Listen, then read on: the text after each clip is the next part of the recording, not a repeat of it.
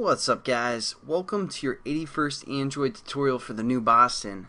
Again with me, Travis. And what we're gonna do in this tutorial is we're gonna kind of get back to the basics, do some more stuff with the XML layouts, and kind of show you some more examples and how to, we're just gonna create these small little applications so you guys can customize your app even further.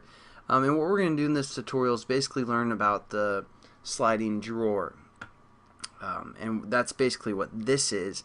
You're like, what? That's just a button. But basically, it's not a button, because when we click it, we can slide this up, and we have something within this drawer for the most part. Then we can do something else and then slide it back down. And then here's our other activity.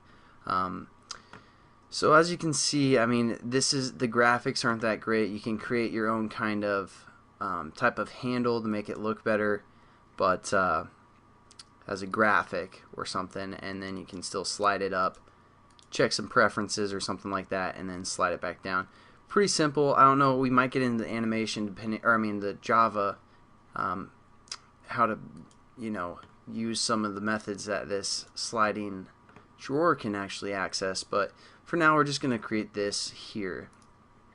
Pretty simple. So first I want you guys to create a class called slider, extends activity, then also create a layout called sliding, all lowercase, within your onCreate method. Again, get that set up in your manifest and your menu class. Nothing new there. And then so we're going to open up that sliding class here, and the first thing that we're going to do is we're going to put in the contents of what we want in our drawer for the most part. So what we're going to just deal with now is just a checkbox. That's all we're going to put in our actual drawer. And the reason I'm doing it this way is because the ADT kind of is messed up. It's kind of bugged out. So as you can see, when we now go over into our composite, this is where the sliding drawer is, right here. When we drag this over, it's going to give us an error, but just drag it over. It's going to work, I promise you guys, when you run on the emulator.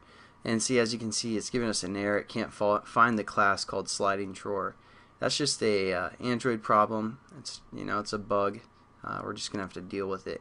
And then we're going to go back into our sliding, or the actual XML view here, and that's why I had you add that checkbox first. We're just going to grab this checkbox, Control X, and we're going to put it within this linear layout here. So just open up that linear layout and paste your checkbox here.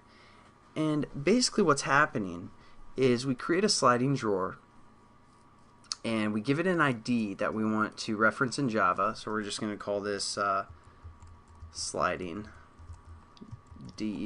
drawer, sliding D. And then we also give it a handle ID, and we also give it a content ID. Again, that's all with the app plus, and then whatever we want to label our ID as. And then within the sliding drawer, as you can see, it closes here. Within here we have a button, and that's basically our handle. Just think of a drawer like your dresser drawer. This right here is our handle, this button. So we can pull that handle up and down. That's what this again, that's what this button is, and it just says handle right there as the text. And then the ID, we also establish an ID for the handle as @ID handle. And then the other thing that we do is we say @ID content for a linear layout, which is the actual content of our drawer. And as you can see, both of these this ID for a linear layout matches the content ID of our sliding drawer, and same with our handle. The ID is the exact same right here. So that's something you guys want to keep in mind, is when you create your handle here in your sliding drawer, because you are going to need this handle and this content, and then you set up your IDs as the same as your handle and as the same as your content. So there we go. We basically have created this application, and we're just going to set this this checkbox ID to something like CB for checkbox, and then we're going to say slide a bowl, something like that. And we're pretty much done with this tutorial. In the next tutorial, we're actually going to program it and make this checkbox do something pretty special. And for those of you that follow this series all along, you probably know it's probably not going to be that special. But anyways, hope you guys enjoyed the tutorial, and I will catch you in the next one. Have a good one. Peace.